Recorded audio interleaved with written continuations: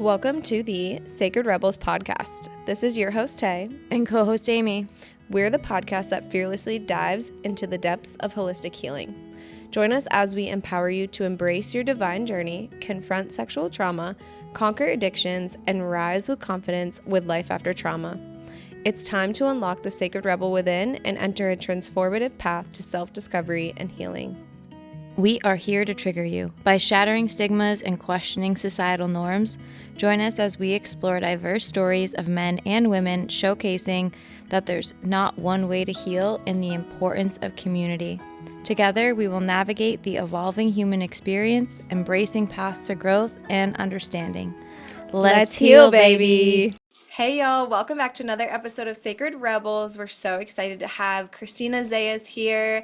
She is tuning in from Tulum. She is an entrepreneur and mindset coach, and she is just all the things. She has a brand called Cultesh, and we are so excited to talk about that after we do our big deep breath and read our card.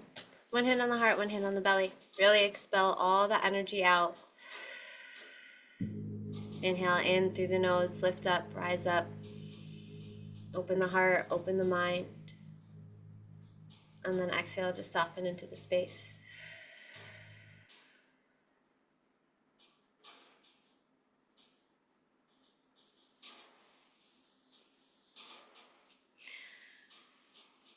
I love the gong. I know. Big gong energy.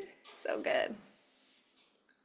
Okay, so she has a deck that she used tonight for us, and she pulled a card, so you can tell us all about that. I just looked up to verify the meaning of this card. This is the Six of Pentacles, and it talks about wealth and giving wealth, or sharing the wealth rather. Sharing the wealth and abundance with others.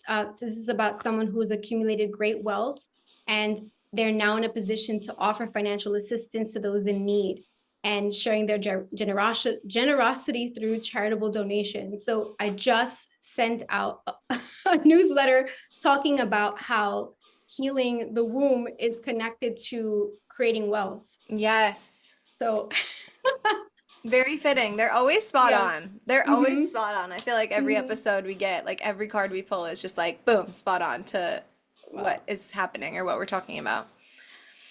Love that. And I think it's so true. I think, having like this, I feel like toxic mindset around what wealth is. I feel like a lot of us are just pushing it away more than we're attracting it, and having that like, I need, I lack, that scarcity mindset, instead of just knowing that it's going to come, it's already mine, it's already happening, we're in it, we're living it type of, I feel like, attitude.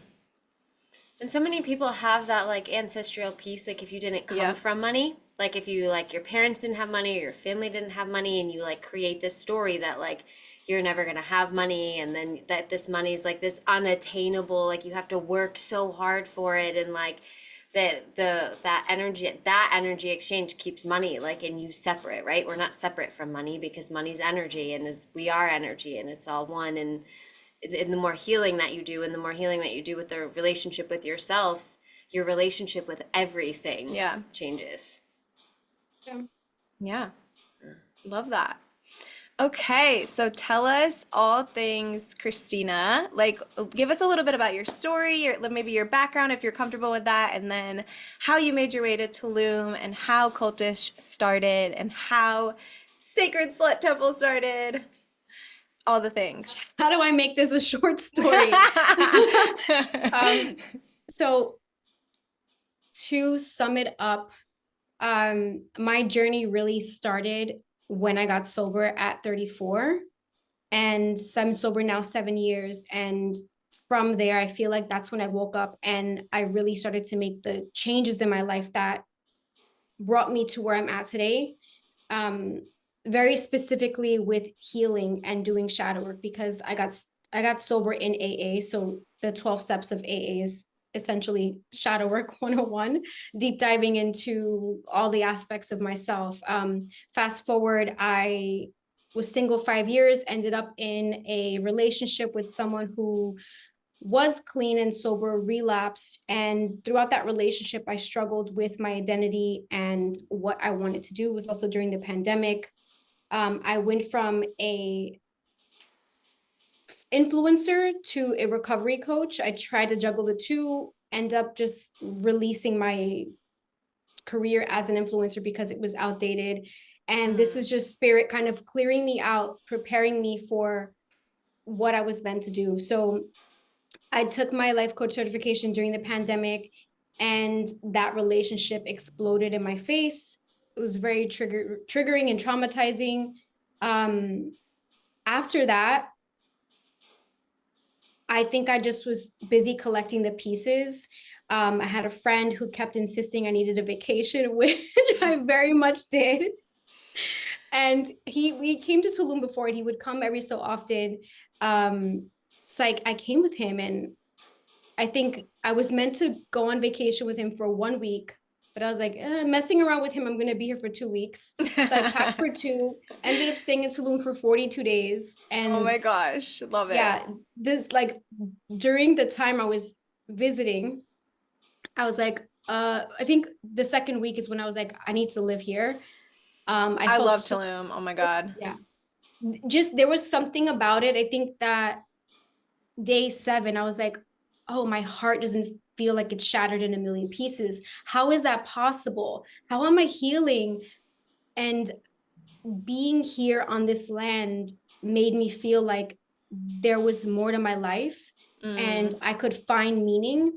And I was like, okay, like, let's get the ball rolling. I also finally decided on where my coaching career was going to go, because I left New York as a recovery coach, decided I was going to live in Tulum, and had my life coach certification, but I was like, life coach doing what specifically? And after the breakup is when I was like, well, I need this. I want to serve women who were once me, who abandoned themselves for substances, just everything outside of themselves, and just in search for them. Because in the end, like, what we're really searching for is everything that we can give ourselves, but we don't even know because of conditioning, what we're told from other people. So I created Cultesh as a self-worship platform to teach women how to worship themselves, honor themselves, because we are the sacred vessels that will attract the abundance and everything. So all comes full circle back to us. I love that so much. I feel like, I feel like Tulum was just same thing. Like I have like a dream and a vision now. Like we want a retreat house there. I want a house there one day to vacation to. Like Tulum has a special place in my heart, truly. And I love that so much. So you think that the relationship ending was like a big factor to pushing you towards. Can you kind of explain a little bit what self-worship means to you? Like self-worship for as women, what that means to you? Oof. So it started out as just a return to self, and then it became the pathway home to us, to our sacred vessels. So if you look up the hashtag self-worship, you'll find people doing foot fetish, but it's not that. It's not that. It is truly honoring ourselves as the sacred vessels that we are. Women are sacred. We give life, we create life. Yeah. And not only through human form, but projects like our wombs are sacred creative vessels, our life force energy, and we're so magnetic and so powerful. Yet we somehow get lost, whether that be for attracting a partner, keeping the partner, losing the partner, trying to get the partner back, or in hustle culture, trying to be the girl boss. And trauma, so, all of yeah, it. all of that. It just, we get so disconnected. And I know for me, there wasn't information on how to connect to myself. I thought that I loved myself because I would take myself on dates and get my hair done and my nails done. And when I got sober, I was like, I was just kind of buying my own love. Like I was my own sugar daddy. Like, tricking on myself, giving myself money to go and do these things. And I'm like, that's not, like, I don't even know the first thing about self-love. I wasn't taught that. And it was kind of sad, but I quickly just moved on because I was like, okay, I didn't love myself. Like I don't have time to stay here and sulk on this. Yeah, Like, yeah. how do I now love myself? And honoring myself and treating myself like the altar. So when we have a physical altar where daily we're giving donations or lighting candles or putting incense at the altar, but we don't, not a lot of us will treat ourselves like that. It's deeper than just getting your hair done and you do your eyelashes and all that. It's like, Yeah, because that's like transactional, right? Like I yeah, feel like that's having a very practice. transactional. Like I'm buying your love, like to Yeah, yourself. And and I it's say it too. nice. Oh, go ahead. Mm-hmm. Yeah, I say it too with alcoholism. Like, I was in recovery. I'm in recovery. Kind of, like I was a heroin addict and I stayed completely sober for 9 years. Yeah. And like through this self-love journey and like realizing that and like having the idea, right? I was in AA also, and we were told we were powerless and we're told we're sick, gonna be sick forever, and like these fucking mental blocks that you put in that really honestly disempower you, because you're like, you need a sponsor, you can't run your life by anybody, like you don't know you, like Yeah. no, like you've got to like go for all this outside advice, and like you can't trust yourself and like all this. And as I started to do this work, it didn't really make sense to me, and I realized that I didn't love myself. And now that I fuck with myself so heavy and I love myself and I love my body and I love my vessel and I'm a fucking queen and I'm doing all these things, like now I can have a glass of champagne if I want a glass of champagne to like celebrate in like this 3D human world that like we have to fucking be a part of. Because it's Yeah. like you can do all the plant medicines, you could do all the yoga, you could do all the breath work, like you can do all the shit in the world, but the truth is like you still have to be on this plane, like you still get to experience this human existence in all of the pieces that were given to us here in that life. And like, why? Because my entire life I was sexually traumatized as a child. I chose abusive men. I was a stripper, and not in a way of feeling empowerment, right? Using my sex for power and just using all these things in the wrong way. So I learned this whole new journey about myself and start to worship myself and do those things. Well, then I get to make the choices that I'm choosing, that maybe having a glass of red wine is worship to myself and it's a gift to myself, and it's not an escape from reality because I'm not doing that thing. And I would never put a chemical, like I would never shoot heroin or take a pill to like numb escape, out, right? numb out, yeah. There's like such a huge shift Difference. and that's been the shift that me and Taylor talk about in leaving AA. But we and like, never ever want to talk negative on AA because it saved our lives. Like we both like had substantial time like of abstinence. Aim had what, 9 years. 9 years. I had 5. Like we didn't touch a single thing, and then we both kind of found our way through this journey together. I think it was right after COVID. Yeah, it was like right after COVID where we were questioning everything and we lost the community of it, and like we were just like, wow, like I don't want to tell myself I'm sick every day. No, I'm not still an addict, I don't think. Like, I don't operate like that. It was like, I'm going to switch this identity and I'm going to become someone else because I don't identify as someone who shoots heroin anymore. Like, that's not who I am anymore, if that makes sense. we don't live there. Absolutely. But No, we yeah, also don't preach either that you should just leave AA and drink. That's like definitely not what we're saying at all. But I think that sometimes some people get to a point where they're like at a standstill and they're like, okay, do I keep growing or like, am I going to stay stuck and miserable in this place? It's like we just kind of grew away from the program, and I still like love the program and love so many people in the program. It's never like, oh, fuck AA. It's like, no, we're in a different There's a lot of things space. though that I would still say fuck AA for, because the teachings are so outdated, and it was created in 1936, and you're not going to tell me that I had a part in sexual trauma that happened to me. Like, I'm sorry, like some of the teachings and some of the shit is fucked up, and we should probably, once we know better, do better. But the intentions were good behind it when it was created. Yeah, for sure. I mean, of all things that change in this world, AA should be one that kind of transforms. But I think that changing the culture around it, well, I will say in New York, there were my fellow AAers, women had men sponsors, and I thought that was a little out there. just because of my trauma and not wanting to even have a We didn't male do that. We doctor. didn't have that here. We didn't do that here. You had to be with a woman, or a man had to be with Yeah, a man, unless you were yeah, like gay and you wanted to have a yeah. woman sponsor. But I also left AA when I came to Tulum. So I think so. My first year here, I actually had a client through Cultesh. She and I worked together for 3 months, and I met her in the rooms. Actually, no, she met one of my friends in the rooms, and I was introduced to her once. And when I went back to New York to visit, I was still working with her, so I went to a meeting with her, and that was my last meeting. And I had to sit with my decision to do plant medicine. I was so triggered. I was like, well, I really want to do boof. I'm feeling so called to do it. But if I do this, then that means I relapse according to AA, according to Exactly. the big book. Exactly. So I decided to leave it. I haven't drank. I mean, I'm still. It's funny because I'm like, I don't consider myself an alcoholic, but I will still say I'm sober. I I just love don't that. drink alcohol. Yeah. Um, because I have this fear that I still can't drink safely, and I'll just leave that there. And that's because I mean, of alcohol all the is shit that poison. Like, it is a it's put, downer. yeah. It is poison. Like, it's not good for our souls or our bodies whatsoever.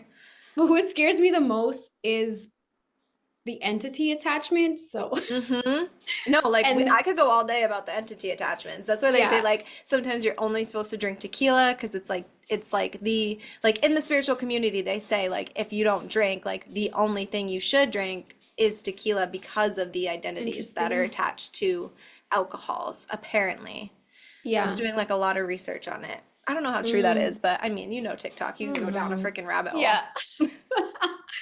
um, but I think and also not for me, not drinking meant that I didn't have any vices Yeah, and that's a part of to self-worship, I lean feel on. like. You're worshiping Mm-hmm. yourself in that way by Yeah. keeping it pure and clean. Mm-hmm. How did the name Cultish come about? I'm so curious because I Oof. love it. I think that's such a good play on words, to be honest. It happened by accident. So as an influencer, I worked in the industry for a bit. I was actually managing other influencers for a long time. I worked at an agency, then left, managed myself. Um, and I was like, well, I'm going to start an agency myself and it'll be social media management. And I was at the nail salon in Brooklyn and I was looking at a nail polish brand called Smith and Cult. And I was like, oh, I really like that. So I got the .com cultish. I wanted it with an I, but it's an actual like overused word that's negative. Then I was like, yeah, it's like you're a little bit cultish about your social media, yada yada. Mm, I never did anything with it because that wasn't my calling. I was like, I don't want to do that. I don't want to run social media for other people. Like I barely like doing it myself.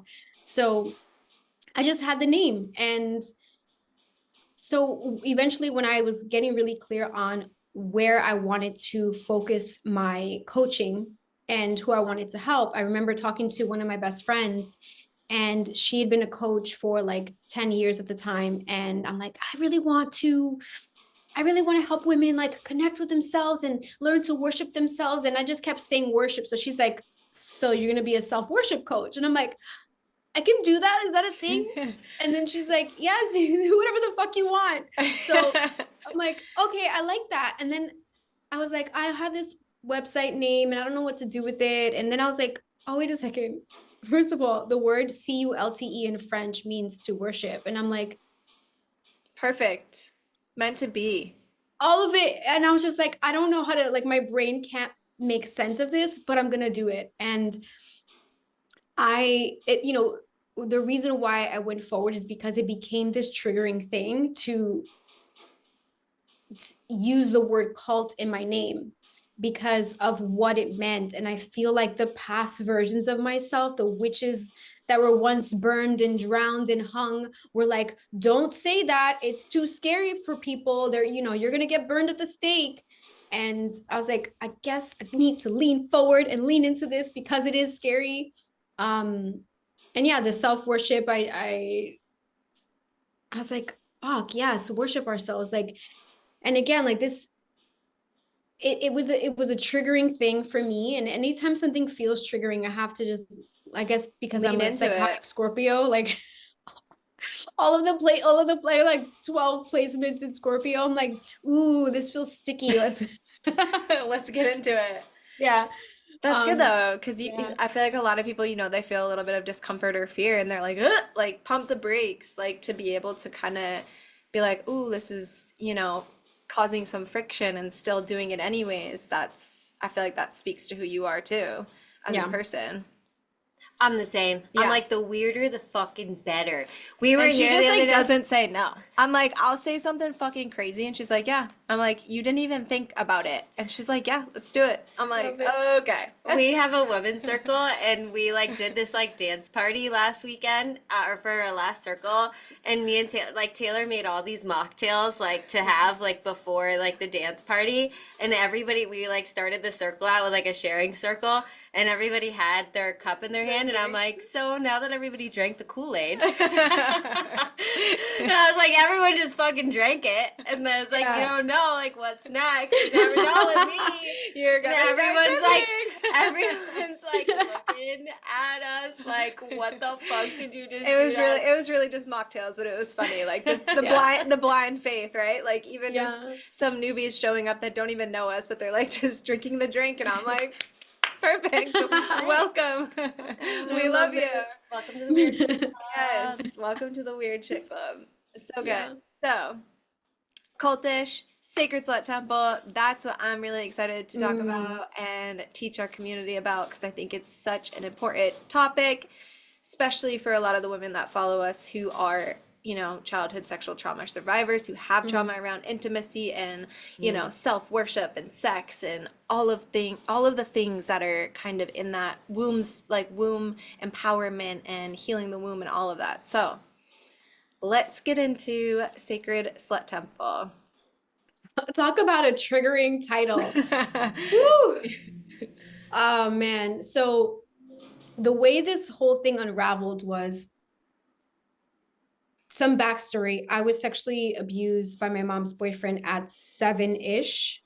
Um, eventually I think I want to get hypnotized to unpack everything and actually remember, but so around that age, and I kind of just stuffed it away and didn't deal with it. My abuser was sorry, this is a trigger warning, but he told me if I say anything to anyone, like Yeah. me and my family would get hurt. So I didn't at 7, you have no tools. So I just kind of like didn't deal with it and hid it. I didn't tell anybody.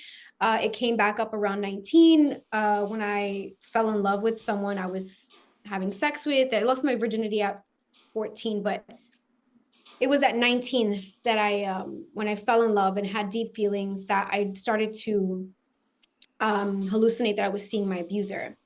And I realized that every time I was sexually active with someone that I loved, this would happen. I would hallucinate and like see this guy. So eventually at 26, 27, I was in a really bad situation where I was with someone for 6 years. We broke up. I had to move out. My whole life was uprooted and went to shit. I was living in a friend's house who was in an open marriage, and the husband was hitting on me.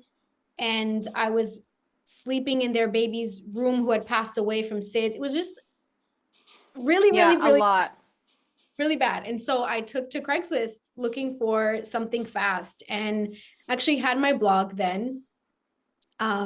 My fashion blog was like my cover. So I went on Craigslist and I found this woman, and she had this ad for like feminine embodiment. And I'm like, what the fuck do I know about this? But it sounds cool. Led by women. And so I'm like, okay, let's see what this is. Not foot fetish. I've brought up foot fetish before. But I was like, I'll see where this is gonna go. So she asked for photos of me, and of course I had pictures of myself. I sent them to guys. So sent them to her, and she reached out and she's like, okay, let's meet. I'm going to have a group meeting. And I met up with her in Wall Street, and she had a collective. She was a madam, and the girls were, most of her friends. and we were getting hired to do body work, which is body Like massage escort? and hand job. Oh, okay. Not yeah, I didn't start that until later, but so that's that situation, like that presented itself, and I remember telling myself, well, if there's anyone who can do this, it's someone like me, because I'm thinking I was sexually abused and now the tables are turned. Now I'm the one, which was In all, power. yeah, in power, which it ended up being a nightmare because that's not how you process Yeah, anything. of course. I did that the day I turned 18. I became a stripper because I was sexually molested as a child. And it was like I never had that power. It was taken from me at such a young Yeah. age, right? And it was the same thing. Like if you tell like you're going to be in trouble, so you're like not safe, and then you feel like this false sense of power in that role, Empowerment, yeah. right? And it's like, Yeah. which it's now on the other side of it, like I have a stripper pole in my room, and like I would love to be a stripper now because like I say it all the it's so time. hot. I'm like, It's so oh, hot. it's so Girl, hot. she is so hot. It's crazy. I'm like, I want to be a stripper. Anyways, but so that happened, and it was fine. Like I did it. It was okay, and it wasn't as bad as it got. And I think if I stayed doing that, it would have been okay. But where it led to was escorting, and that the escorting happened by accident. And I was desperate. I was losing my apartment. Like my life just kept getting worse and worse and going downhill. And my alcoholism was, at an all-time high. Everything was a mess.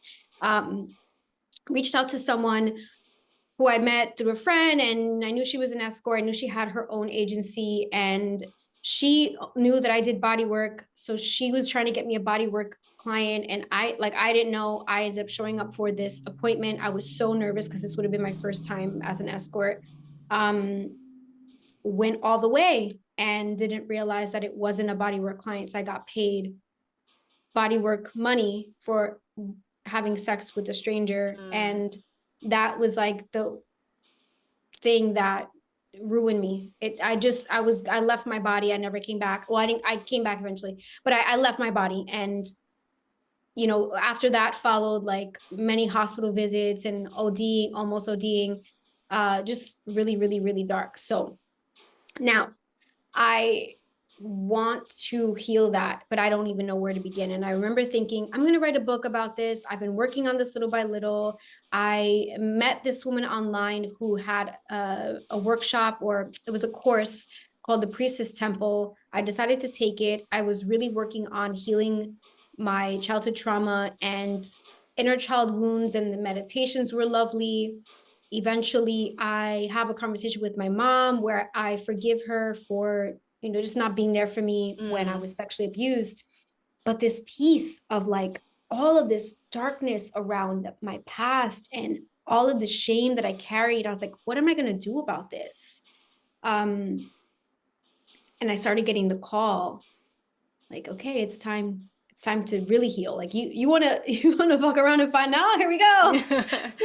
yes. So yeah, my guides were like, it's time. So I started doing some really deep work around my womb and sex magic and all this stuff. And so when I was cleared in that area, I got the download that it's time to create this temple. And when the name came to me, I was like, no. Sacred Slut Temple. Like I got the temple at first, and then I kept hearing sacred slut. And I'm like, I knew about the sacred prostitutes. I knew about all these women who were priestesses, and I felt like that's me. I was a sex priestess in a past life, but the Sacred Slut Temple just seems so triggering. And as much as I wanted to lean in, I was like, women are not gonna fucking join this. Like women who have trauma, they're not gonna join this because they already feel bad about their sexuality. But I was like, no, I have to do it. So I was like, I want to turn this into something empowering, because I called myself a whore and a slut in such a derogatory way and made myself be such a bad, dirty person. I'm like, but that's not who I am. And I don't feel like I am. I just pretended like my past didn't exist when I was with men in relationships because I thought that they would never accept me, but the truth was I didn't accept me. And when I started to unpack this, Amen. yeah, I started to unpack everything and heal. And I was like, I accept me fully. I accept all parts of me. I accept that I was a slut or a whore, like whatever. I accept all of that. And women who have sexual trauma, it's their time too. It's their turn to heal. It's their turn to accept themselves, all parts of themselves, the ugly parts, the bad names that they call themselves. And so Sacred Slut Temple was born.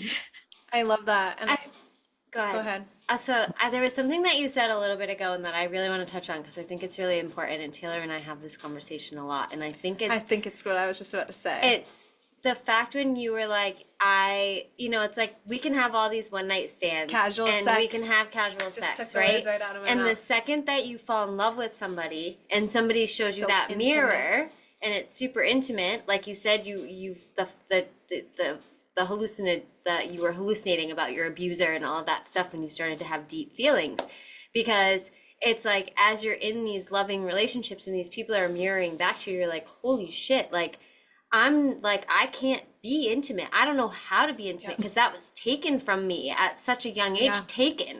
I never gave it to anybody, right? And so now I'm in this place where I want to give all of that to you, and like I have no idea, and I have so much shame around it because I'm filled with so much shame around sex, and then I use every behavior. What's your experience with having that kind of, as you like heal through this process, like what do you think was In like the relationships. catalyst for that for you? Well, fuck. I mean, that part where you're talking about it was taken from us as children, I didn't even connect that piece. All I remember thinking was when I got sober, they suggest the first year that you stay celibate, and I was like, yeah, fine, like I'm good because I can't perform without being on something. Yep. I also felt like I was the best when I was on something. It wasn't true. I just wasn't I was scared of myself. And yeah, the piece that it was taken, yeah, the truth is strip all that shit away. And it's the truth was I didn't know myself and I was scared to get to know me because of the ugly parts. Yep. Um, I feel like I relate to that so much. yeah. And without alcohol was really, really helpful because I didn't need assistance. I mean, I'm a fucking Scorpio. Like My husband's a Scorpio, honey. Oh man. yeah, like Oh come man. on. No, but so that's another thing too that I want to touch on too. You talked about the word slut and all of that, and like there's such a double standard, I feel like, with women and the word slut. It's like men can go out and fuck all these women and do whatever the fuck they want, but God forbid, and then like women, they want to take their sexuality and their power back and they want to have one night stands. It's like, oh, God forbid you go out and do that. It's like some women actually just enjoy, that's who they are and that's what they want and that's okay. Like it's like this double standard of like, oh, she's such a slut. It's like, well, maybe she was just owning her sexuality and owning who she is and Mhm. in her power in a way. If you're doing Yeah. it out of that and obviously not, out of trauma and self-seeking behaviors and all of the things. But Yeah. I just feel like there's such a double standard on the word slut anyways. I mean, yeah, men are sluts too. They don't get away from it's just less common to call a man a slut. We're just used to calling them fuck boys, but Yeah. they're sluts just the same. Well, I mean, I don't even want to use that word in a negative way for women. Yeah. But when men use it negatively for women, they really need to look in the mirror because they're It's mirroring. Exactly, it's You mirroring. only see what like you feel that way about yourself, so you want to like project it on other people. Yeah, And it's like the 100%. other thing too, like this was brought to my attention. Like I think your you're so stunning and your pictures, you're so fucking beautiful. And I know that about myself too, and I'll take pictures and like I'll have photographers like take pictures. I have tattoos, like it's art, right? Like it's a piece of that. And somebody this week was like a woman was like, you're not ashamed of the photos of you, like, and I have like implied news, I have like my sound bowls like over me, and I'm like, no, it's art. Like, and they were like referring it to like me being a mom because I have 3 children, and they're like, Yeah. well, you would be proud if your child saw those pictures. I'm like, my child sees me in a bathing suit. Like, what the fuck is the difference? Like, why are you like slut shaming me because I'm in 38 years old and had 3 children, and I'm in good shape, and like I'm proud of my body as a woman, and I'm allowed to do that. And you don't even have to explain yourself to I someone. know. The thing is, this woman, this stranger, just told on herself. What she said to you was, I would be ashamed because I'm ashamed of myself for anyone to see me, let alone my children, because I carry so much shame about who I am that now I got to tell a stranger, oh, you should feel what I feel about myself. That's what she's saying. That's what she's saying. This is how I feel about myself. You should feel that way too. Yeah. How dare you do this or that? How dare you? Because I feel this way about me. You shouldn't be allowed to because I haven't healed that. And Yes, that's, which I feel like the shame keeps you so sick. oof, yeah. Yeah. I got chills all over I my know. body. Because seriously, like it is for me, like we were talking a little bit about this earlier.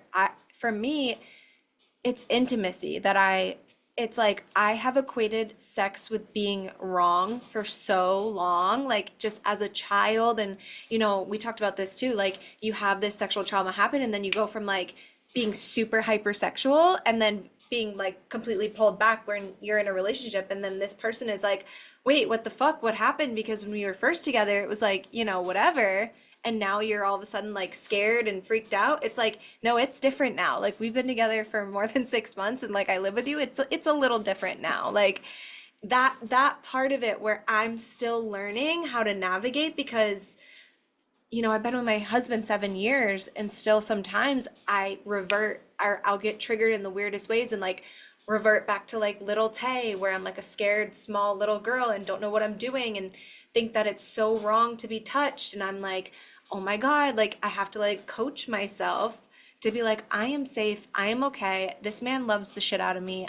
This feels good to me, so why can't I allow it? Just like allow it. Bro, intimacy is so fucking terrifying. So I've So been single, terrifying. yeah, I've been single 3 years, and right now I'm practicing sexual transmutation, which is a crazy thing, Ooh, even though tell I'm us about to about that. yeah. So essentially it's using your sexual, like taking your sexual energy in like a meditative practice and imagining it like be recycled back into yourself. So Mm. I'm reusing my life force energy to regenerate myself, which has been a challenge because at least with self pleasure once a week or something like that. I mean, I'm usually focused on my work and using my sexual energy for my work, for my content. I feel like I shared this before on social media, but I like to supercharge my content with my sexual energy because the point is to call in my tribe, call in my soulmate Mm. clients. And I do that by charging up, like using that sexual energy that like it's making me lose my mind and just calm me the fuck down and be like, okay, time to create this content. Like Yeah, let's use this, give it a purpose. that's So now powerful. there's no self pleasure whatsoever. It's been like 3 months. Um, and it's been like, I just been breathing through it, and it's been really empowering. So it's like a very long fast. Yeah. Yeah. Because that's funny, because also this is another thing I hear a lot from like trauma survivors and women who have experienced some type of, sexual trauma. It's like the self pleasure is never a problem. Like I have no problem like it's almost like I would rather self pleasure than allow a man to do what I need them to do, because I can do it myself. It's like the twisted mindset. Mm, yeah, I've been there. Oof. Yeah. Yeah. So Um, it's like kind of like navigating those, and really just knowing that no matter what happened to us as children, like that was a physiological body response. That's something that happens because it is pleasurable. Like it does feel good, unless obviously it's not. But in certain situations, it's like, no, we were children and we didn't know. And like, it did feel okay. And our bodies felt okay, but our brains were like, what the fuck is happening? This isn't right, whatever. But on a body physiological level, it's like, no, we experience some type of pleasure. So that's where I feel like the shame comes in, as in like, no, this isn't right. I associate this with like not being right. So it's learning to repattern that, I feel like, brainwave to be like, no, it's okay. Like, you're safe. You're okay. Like, I'm in charge now. Like, you don't have to take control anymore to like your shadow, your child self, your little you. Yeah. As you were talking, I was thinking about what you shared about you and your husband. And what I think is this: we are never fully healed with anything. And so I think I shared with you earlier that like I've been sober 7 years and I still crave alcohol. I'll watch someone drinking on TV. I was watching Sex in the City again, and I'm like, damn, like just my taste buds will remember what wine tastes like. And I'm like, fuck you, taste buds. But we will still get triggered, and it's a matter of walking ourselves through the trigger until it's not even noticeable. Like I don't, Mm. yeah, I know that I get reminded about the taste of alcohol, but I don't spend much time on it. It happens in a split second, then I Yeah, move on you're with, not like forget obsessing about it. about it. Yeah, So when exactly. when you're intimate with your husband, I think it's just a matter of walking yourself through the trigger and sharing that with him and having that be this shared experience Yeah. until it doesn't happen anymore, until you move through it, because we go from our body to our heads, and once we're in our heads, we're disconnected now, and Yep. we It's a straight we up really wrap. I can't. spiral.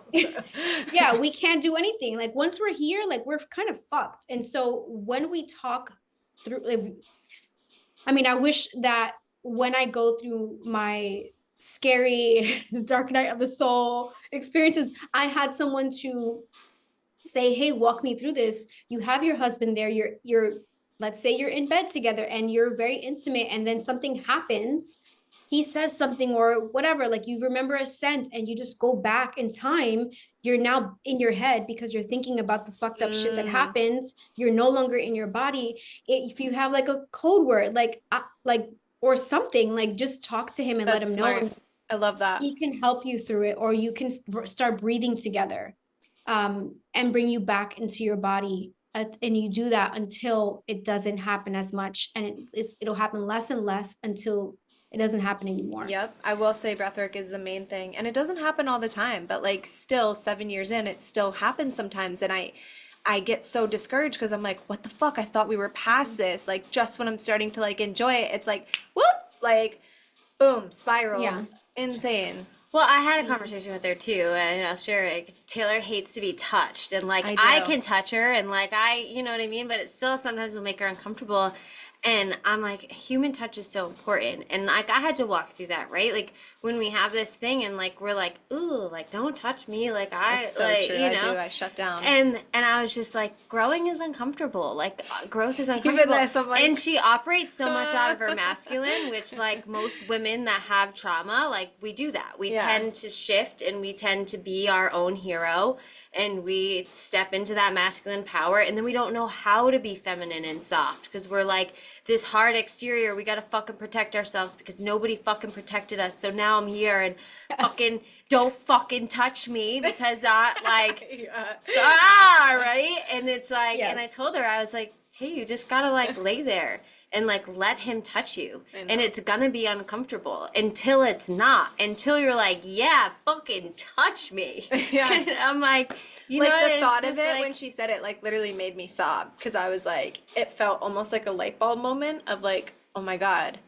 Like I finally felt like I had some clarity of like, oh my God, you're right. It is me. Like I'm just so closed off to being touched or held. Like I'm a hugger. Like I'll hug my friends and stuff, but like a snuggler, like or like, to just even have Aim's hand like that, like I'm just like whole body, like, oh my God, what is happening? How long is I'm she gonna keep rub her leg how and long make is her she gonna really keep her hand there? What is uncomfortable. happening? I'm Like kind of like that too.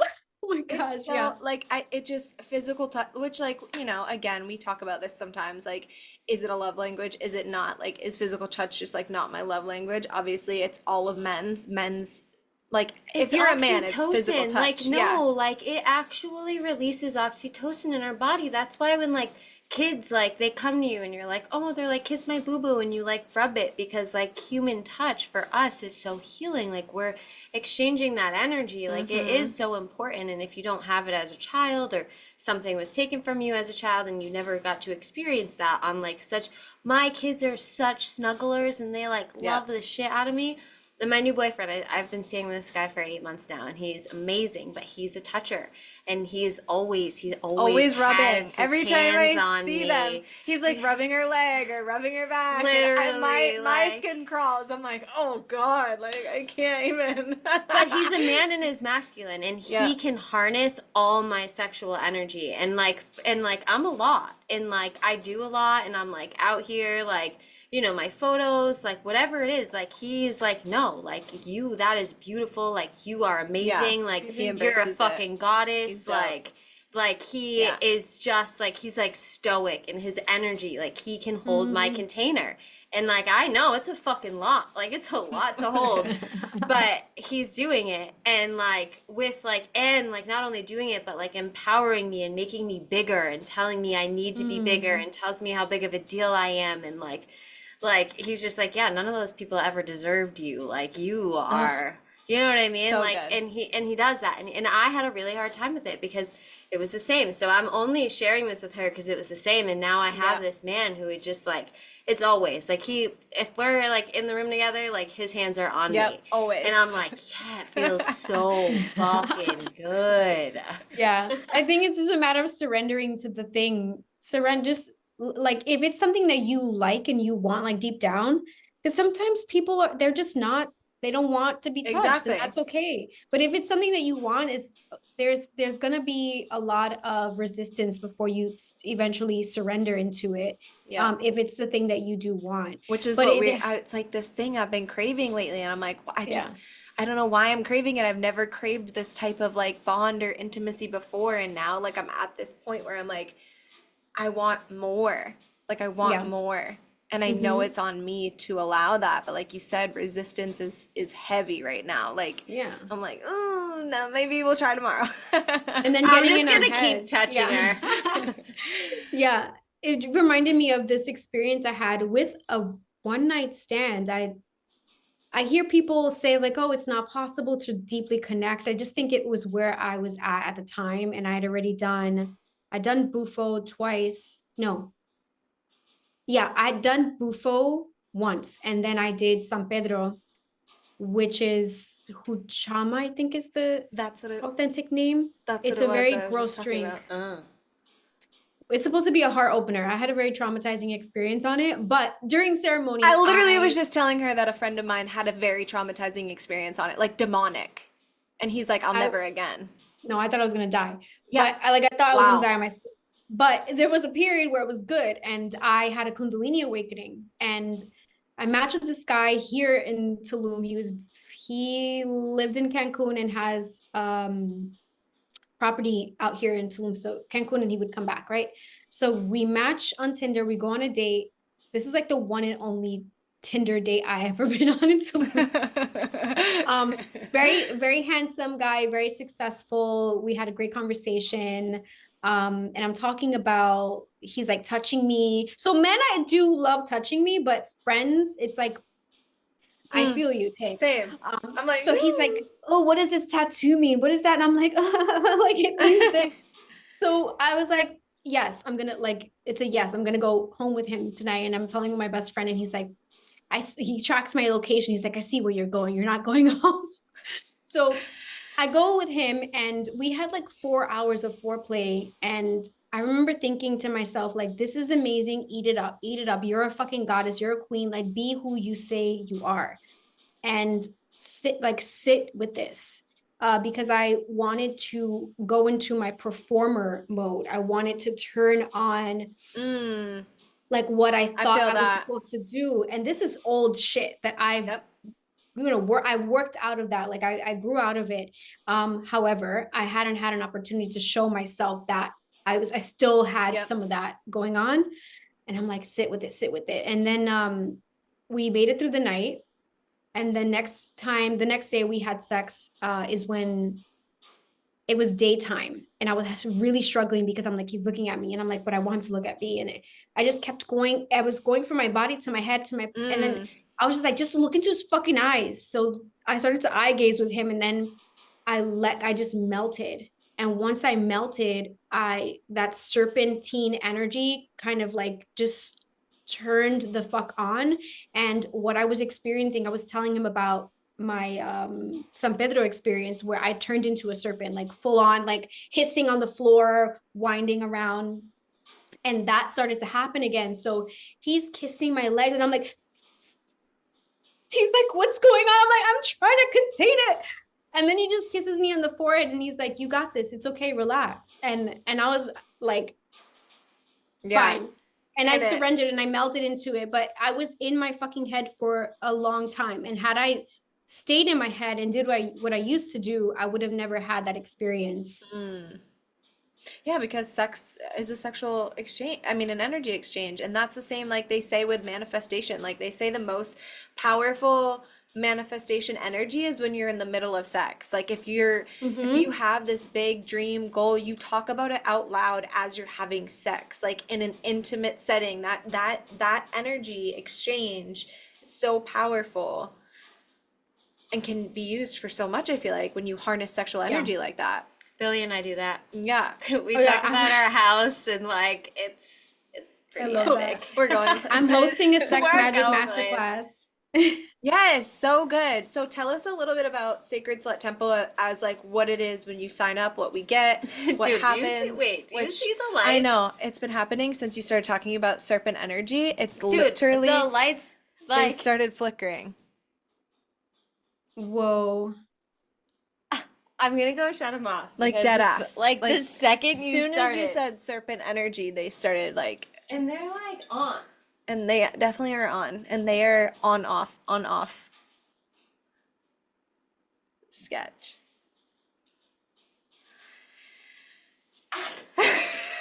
What is happening? Our guides are with us. The guides are with us. They're with us. All the sacred sluts are with us. They're Yes, like, yes, bitches. yes, The yes. priestesses stand up. Yes. Isis, she's here, the queen of them all. She's coming in hot. Yes. She's coming in hot. Oh my gosh. Yeah, so tell us what we get. And she offered a discount code, you guys. Oh, yes. Already, so exciting.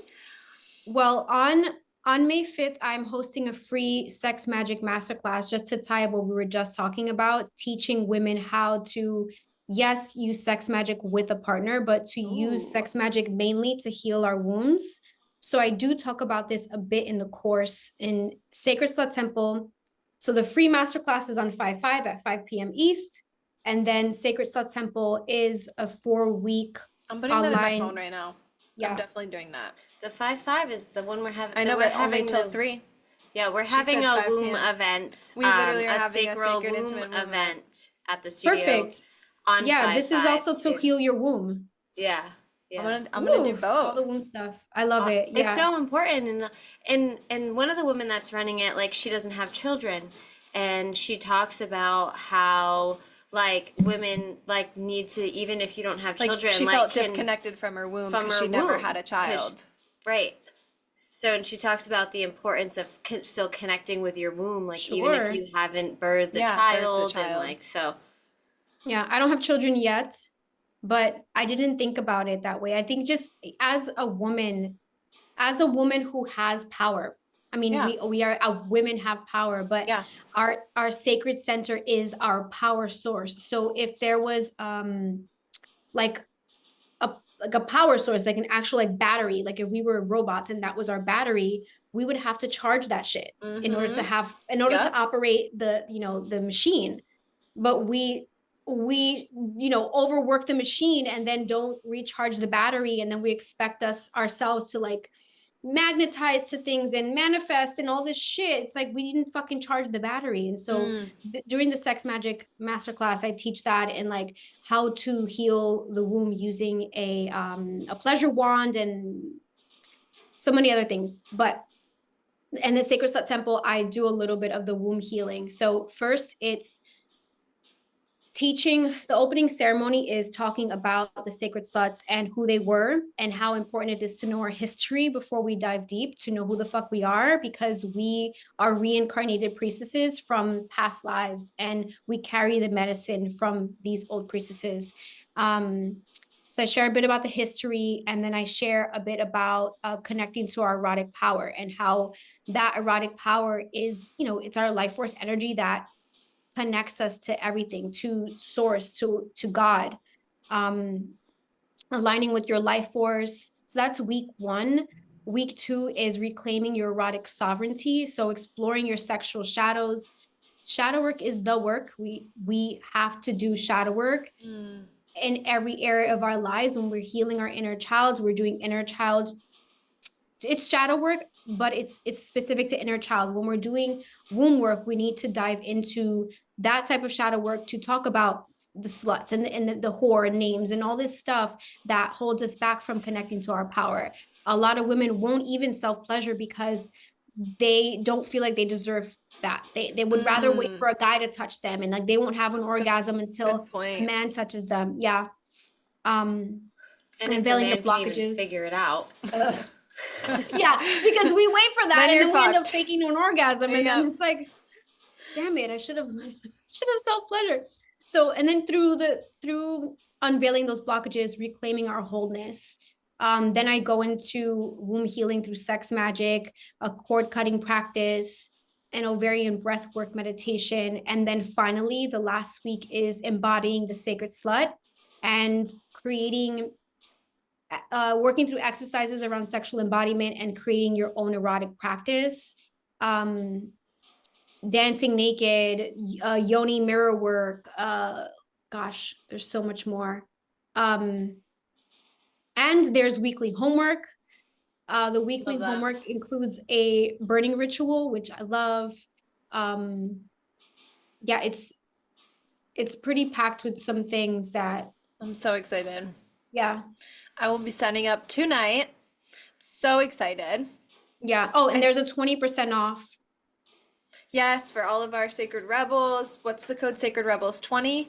Yeah, Is that what Sacred it is? Rebels 20. Perfect. I'll make sure that everything is tagged in our description bio so you guys can find the link, enter in the product code, and be good to go. We're so excited. So many epic things I feel like happening for so many amazing badass women who deserve it. It's just so cool to see, and I just love sitting with like-minded women who are on like a same mission.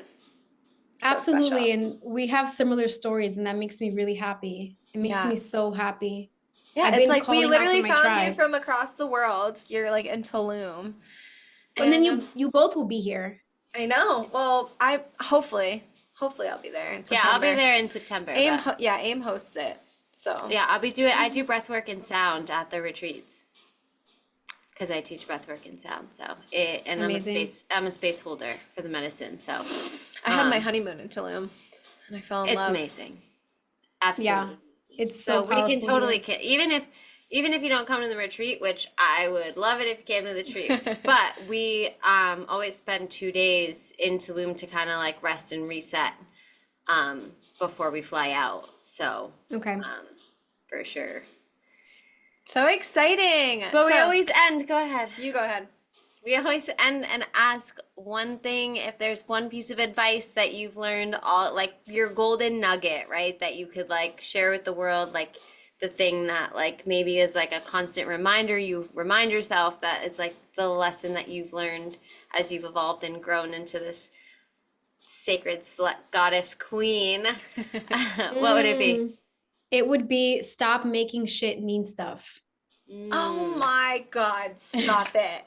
We talked about this last week. I always have to have a reason. It just like doesn't have to have a reason. No, my brain only operated with putting puzzle pieces together, and I realized that was a trauma response. Same. I was like, oh, fuck. Literally same. I'm like, why do I psychoanalyze every fucking move in my life? I thought it was a cool thing that I did. I was like, I should be a detective or something. And I love psychology. I love it. But I didn't need to use my fucking brain cells to try to puzzle things, like relieve myself. Because we're talking about our sacred power. Why would I waste it on trying to make something mean, when in the end it's like, was that worth it? No. Like, sometimes it was a relief to like figure the thing out, but in the end, like, what gave me such relief and continues to give me such relief is stop making shit mean anything. Like, it doesn't mean that. And what that's helped me do is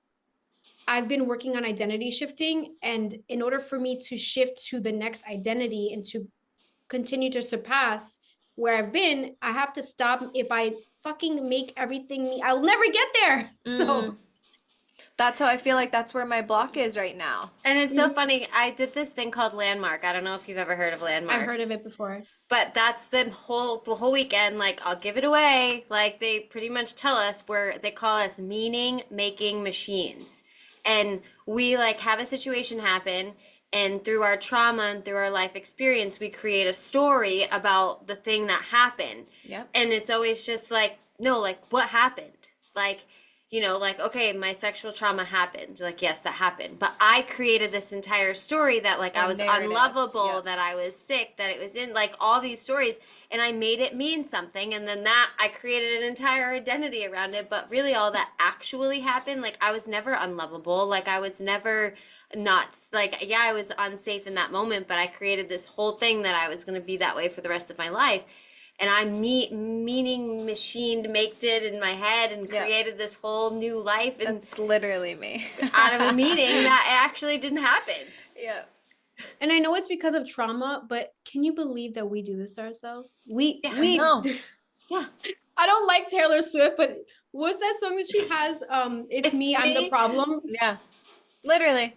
I'm the problem, it's me. Yeah, it's like, fuck, okay. And then look, again, like bringing back to stop making shit mean stuff, accept it that you're the problem, and then move on, because you don't have time to sit here and be sad about you being the problem. Like, you have things to do, you have healing to do, you have womb work to do, reclamation of your sacred slut. So so good.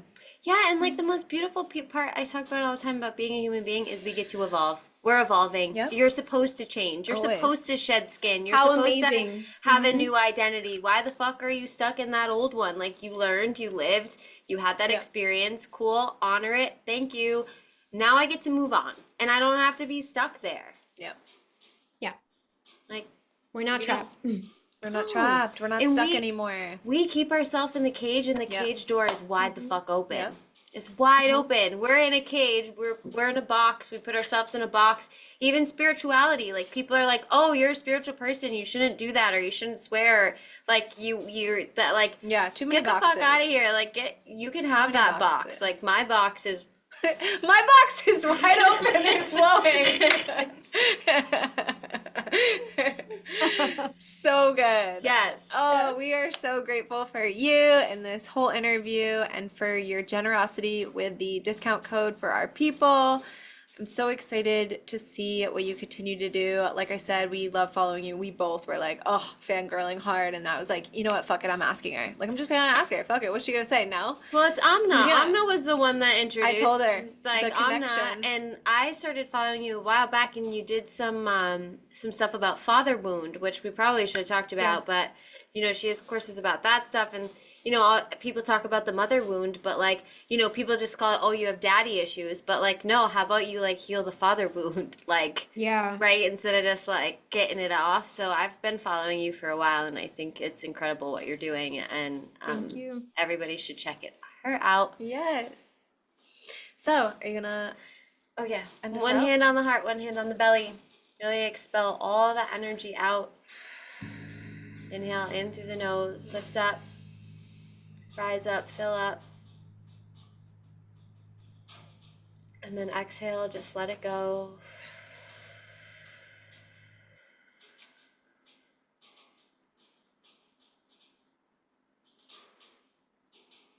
So good. Thank you so much. We are so grateful. We love y'all so much. And we'll see you next week. Bye. Thanks so much for taking the time out of your busy schedule to listen to what we have to say. It means the world. As always, we want to end this episode by reminding you that we are not medical professionals and we are not giving any type of medical advice. We are simply sharing our experience and solutions. We are here with the intentions of reminding you that you are never alone and that everyone's healing journey is unique to the individual. Make sure to follow us on all social media platforms to stay updated. Stay well, Sacred Rebels. See you next time.